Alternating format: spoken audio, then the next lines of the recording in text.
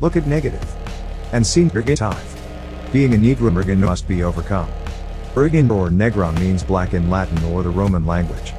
You have to accept what he says about you and kind, then you are dead. The living dead, a zombie. Stop running from Urgan, which means black, just stop being Negroid. Part of the evil spell is the power of the negative self-image within the oppressed, dispatched there by Leviathan. Levi joined at the same meaning as religion. Religion from Latin religio to bind, tie, to join to. But he can be stopped, Isaiah 27:1. Note that Leviathan is only in their holy book 4 times. Their 4 Gospels, 1. Job 41:1, 2. Psalms 74:14, 3. Psalms 104:26, 4. Isaiah 27:1. And he will be slain in the end of days. You stand at the 3rd gate trying to get to the 9th gate. You level with him through the 6th gate. And this means although those negative spirit forces are within the captives, from 3 to 9, they are enemies of the captive, that is you, and thereby working against yourselves, by compelling you to do the very thing that are against you and in turn enforces the spell of self-ignorance. It is a very depressive position for a race of people to be in, having forces within self constantly working against self and kind, but that is the position of the oppressed.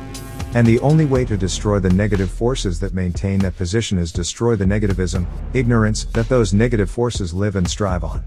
The acceptance of right knowledge, right wisdom and right understanding of self and kind is the solution, for that leads to right thinking and right thinking leads to right feeling, emotions and actions.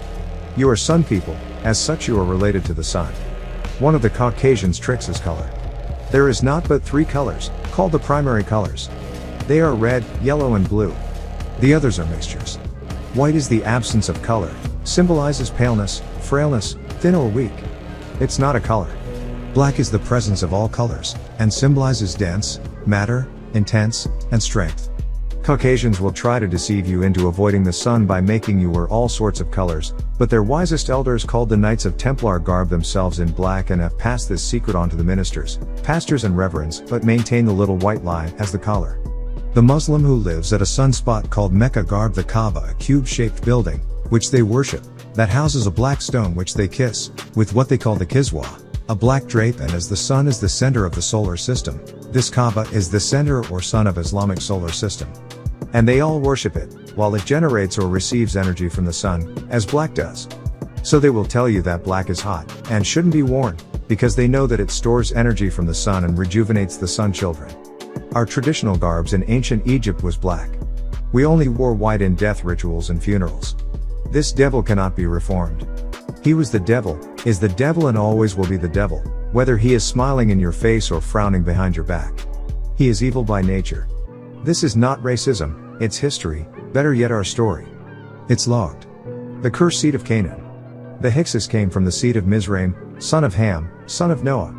Mizraim is the biblical choice of names for Egypt. Like many Semitic words, Kam came from Egyptian Kem meaning black and Cush, meaning black from Egyptian Kis, so also the name Mizraim is from Miser from the Egyptian Ephrati pharaoh named Menes. The meaning of Mizraim is double straits, or land of the 2 rivers. That's the Hebrew definition for the word. How can this apply to the person? If the Hebrews name people for incidents such as Abraham, father of many nations, Jacob he who supplants another, Isaac laughter, how does one be a Hebrew and be named land of 2 rivers and not even originally be from that land? Yet this person called Mizraim fathered Ludum, who mixed in with Shem, his uncle's 4th son Lud. His second was Anamim, the Anamim's tribes of today, and his 3rd Lahabim, his 4th Naphtam, his 5th Pathrusim, the Tides, his 6th Casluhim, produced the Philistines, who became the Hyksos of Gerar, and his 7th Caphtor.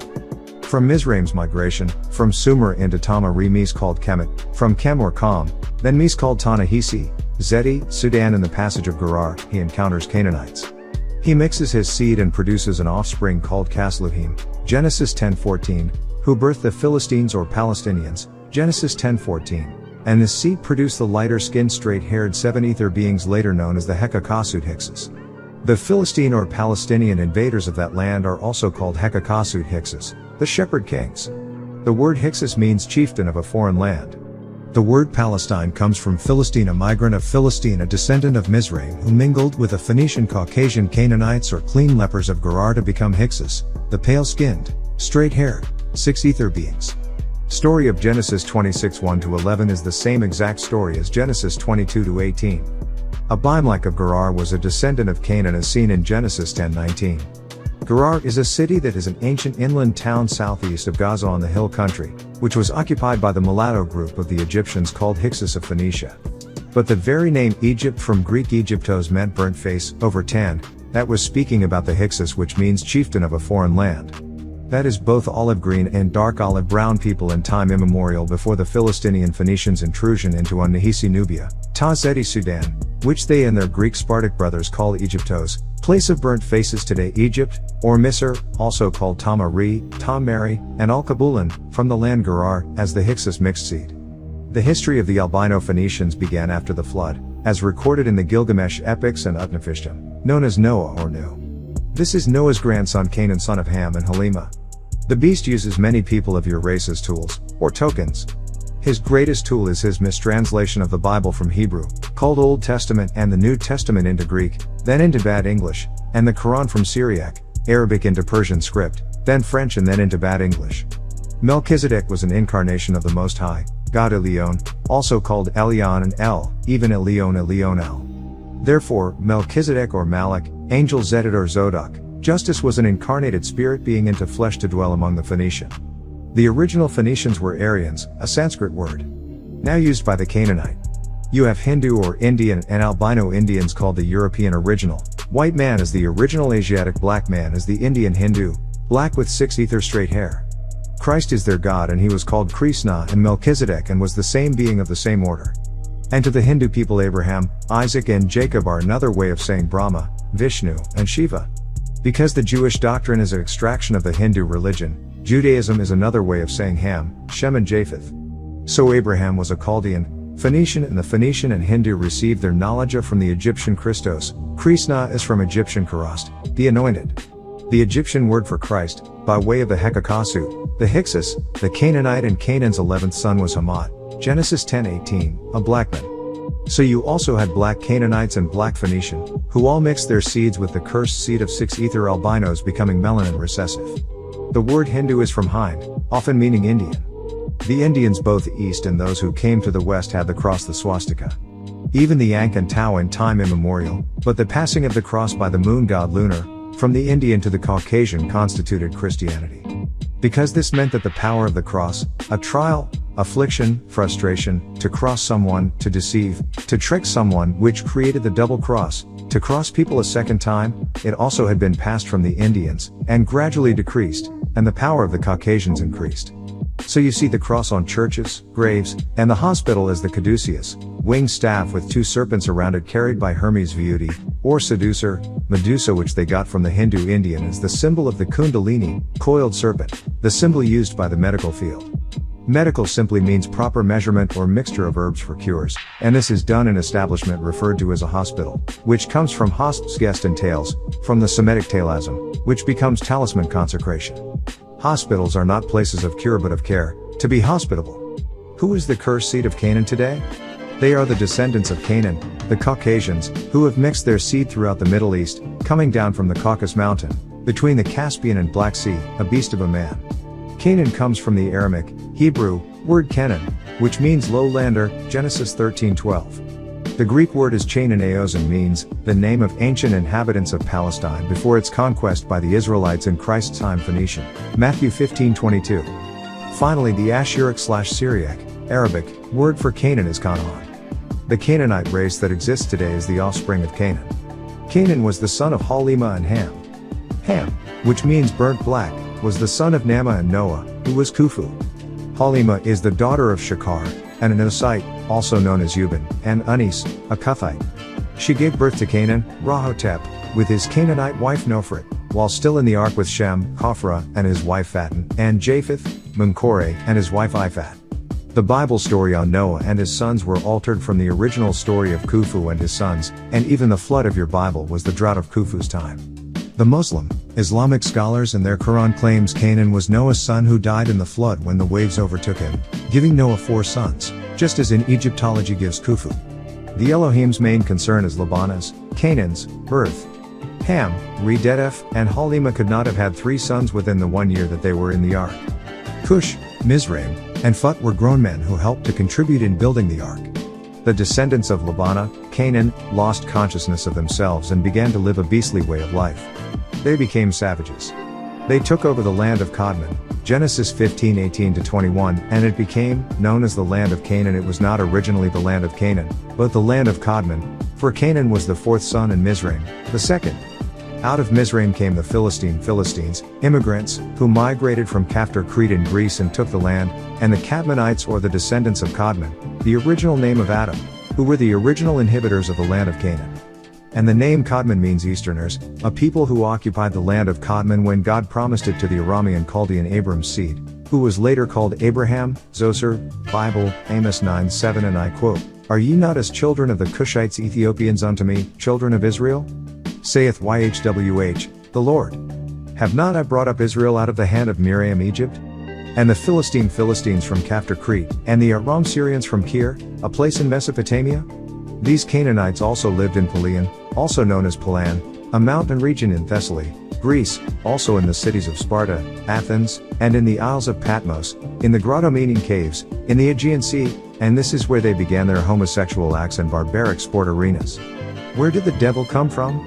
Hell is what they taught in their scriptures, Bible, Quran. Greece is called Hellas in Greek, Hellas, so you are taught to greet each other by saying hello, or Hell's omen. You get many detours such as in the Greek Hades grave, and it sounds like hey there, or Gehenna place of fire, and in Hebrew it's Sheol underworld. Note Sheol and school, and don't pronounce it school. It's the seat of hell, Greece, where their Sheol is. Hell is Greece, according to their own words. And they were the first devils to invade ancient Egypt, and stole our teachings and created the 5 Ps. 1. Psychology. 2. Polytheism. 3. Penal system. 4. Politics. 5. Philosophy, the 5 pillars of their faith, 4 points on the base and 1 raised in the center, your pyramid, called the Pythagorean theory. Theos, Greek god, the devil's rules and regulations on mind control, copied from the code of Hammurabi, which is Hammurabi. How did Canaan accept this curse? He hated it, and he hated his black brothers, and married his sister Salah by order of his father, and he hates us to this day. Canaan did not understand why he was being rejected by his own family, because of his illness.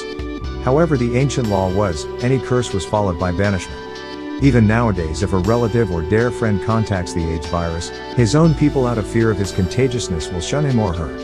He was angry and confused about being cursed as an albino with leprosy, having pale diseased, transparent skin and thin yellow, blonde hair, Bible, Leviticus chapters 13 and 14, and he was shunned and persecuted, because of his leprous infectious skin disease, Bible, Leviticus 13:44, which made him angry and he lost his soul as his body deteriorated, and the disease set in leprosy, destroying the nerves and physical senses became off time and out of rhythm, so hate rules them. They are emotionally defected.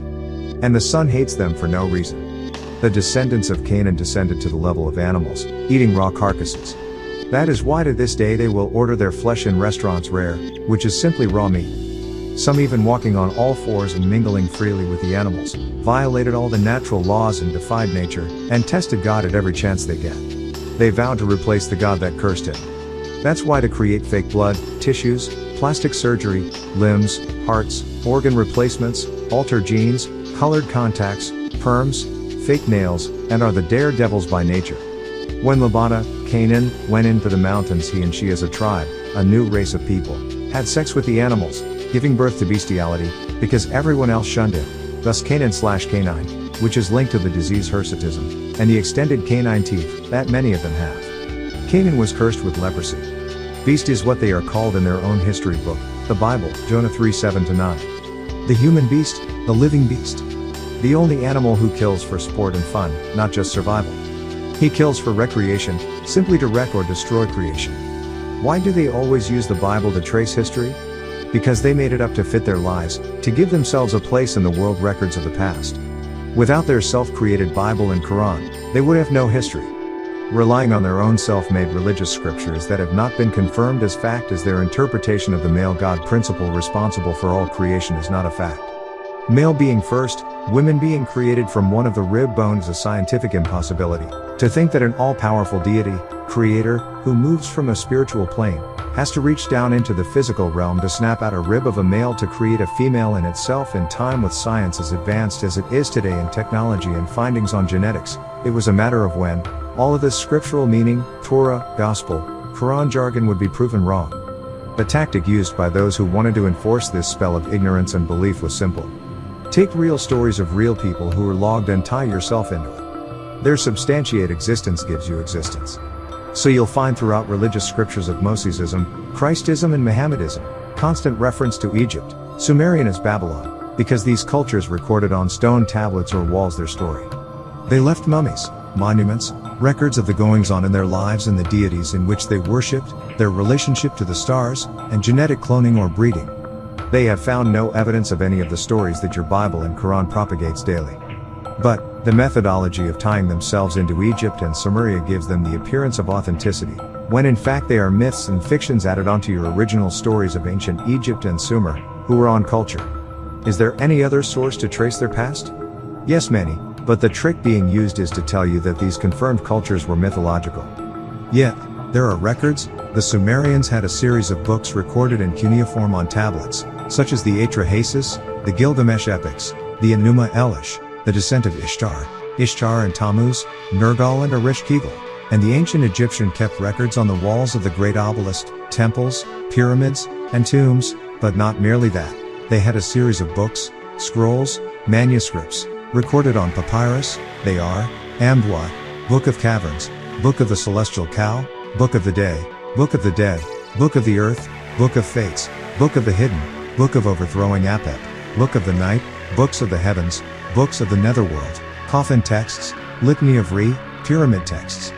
All of which predate the Tanakh, which became the Torah, 5 books of law that the so-called Hebrew Moshe, later called Elohim Moses and Musa, Exodus 1:7, Thothmosai, whose throne name was a Keperkar, supposedly received from his god Yhwh, Hey, or Tahuti, on Mount Sinai thorny/pointed, Sin, Horeb, desert, and later gave birth to books of the prophets, the law, the kings, known as the Old Testament, which later became the Apocrypha Revelation, and 4 synoptic gospels and letters of supposedly apostles, which became known as the New Testament, which in turn gave birth to the Quran revealed to a descendant of Abram, the Chaldean, called the Harabu Hebrew Abraham.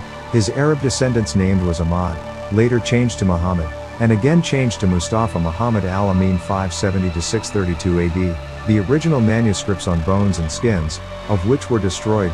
None of the informants in any of these texts can be verified as facts, except references to Egypt, Sumeria and other cultures, interpretations. Miracles, laws and practices are all found in the ancient Egyptian texts, so in fact to find our true story we must open up the ancient Egyptian writings.